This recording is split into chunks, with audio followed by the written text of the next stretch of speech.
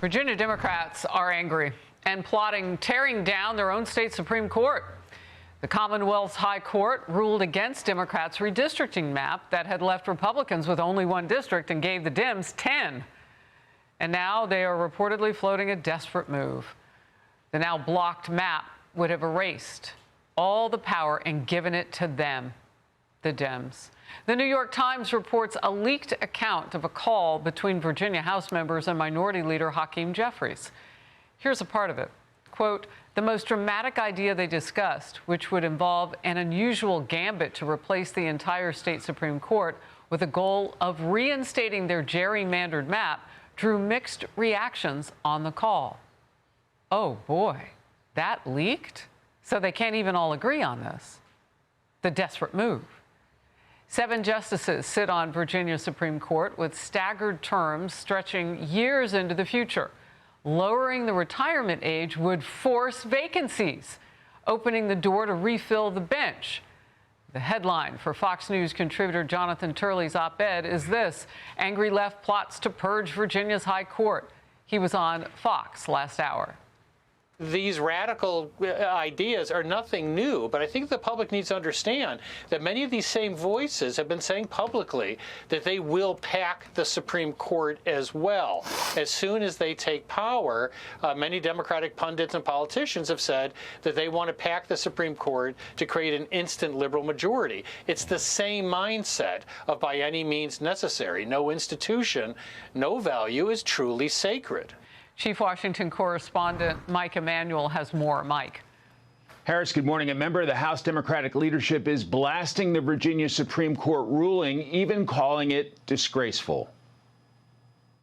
So what the Virginia Supreme Court did was not only wrong, it was disgraceful. They basically said, hey, Virginia, spend all this taxpayers' money holding an election, do all this stuff, and, oh, by the way, just kidding, that election didn't count. The New York Times reports House Democratic leader Hakeem Jeffries has been part of conversations with Virginia Democrats about next steps. One idea is lowering the retirement age of Virginia Supreme Court justices from 73 to 54. Virginia Republican Congresswoman Jen Kagan's reacting this morning, quote, the Democrats' gerrymandering scheme in Virginia was defeated by the Virginia Supreme Court last week, yet they continue pushing their blatant power grab. Democrat politicians want to fire our Virginia Supreme Court justices and replace them with their yes men. Meanwhile, the leader responsible for keeping and potentially growing the Republican House majority sounds energized. We have a battlefield, a map that favors Republicans. We've got better candidates. We've gone out and recruited some of the best candidates we've ever had. The Democrats are in the middle of a civil war, and almost every one of these contested races, they have a very deep primary where they're all trying to out-mamdami each other. Redistricting is not over, with a number of southern states still working on their maps. South Carolina could eliminate Congressman Jim Clyburn's Democratic district to make it 7-0 Republican seats. Clyburn insists his record speaks for itself, warning the GOP to be very careful what they pray for. Harris? Wait, was that Clyburn warning the GOP to be careful what they pray for? Indeed. Want to make sure I get the quote right. Mike Emanuel, thank you. And focus now. Jason Chaffetz, Fox News contributor, former Republican congressman of Utah, former House Oversight Committee chair. I'm going to guess you knew on the Hill James Clyburn. I've met him several times, and I didn't serve like you did. What's your first reaction when he shoots that warning out? Look, he's been in the House for literally decades. A lot of people have a lot of respect for him.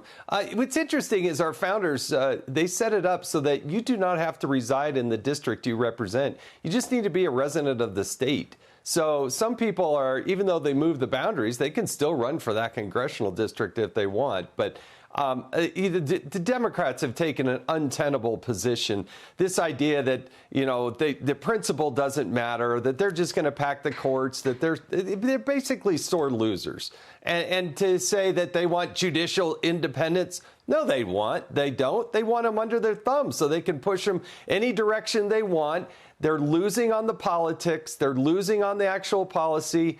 And what's going on in Virginia, that was crystal clear in the Constitution. Anybody could have read it. It's a few sentences, for goodness sake. they had no choice but to make that decision. So that's interesting, because I've had people ask me, well, what's the difference between what's happening in South Carolina and what's happening in Virginia if one party has more seats than the other? And what you're saying is that the Constitution of the Commonwealth of Virginia, I mean, it was that Supreme Court that said you can't do it this way. Was it procedural? Could Democrats come back and try again? I mean, they could try it again, but what happened in Virginia is they passed a constitutional amendment. It raised the bar. You can't just do a referendum. You can't just do, a piece of legislation. It's now enshrined in their Constitution. Wow. That's what's driving this, and it should have been obvious to everybody.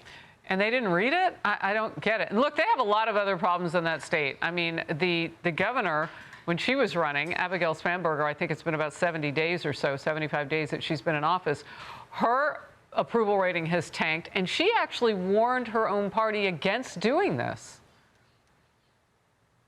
Yeah, look, she isn't the smartest person out there. She's snookered the people of Virginia by promising that she wasn't going to do the things that she did in the first 90 days of being in office. And I think Virginians figured out very quickly that this person will say one thing, do another, and that's who she is. Yeah, they made a bad choice. Yeah, and Democrats made a bad choice too, because she told them not to do it this way with redistricting, and now look at where they are. What a mess. We'll cover all of it. Far-left Congresswoman Alexandria Ocasio-Cortez is... Be sure to like and subscribe for all the Fox News latest on YouTube, and catch full shows streaming now on Fox One.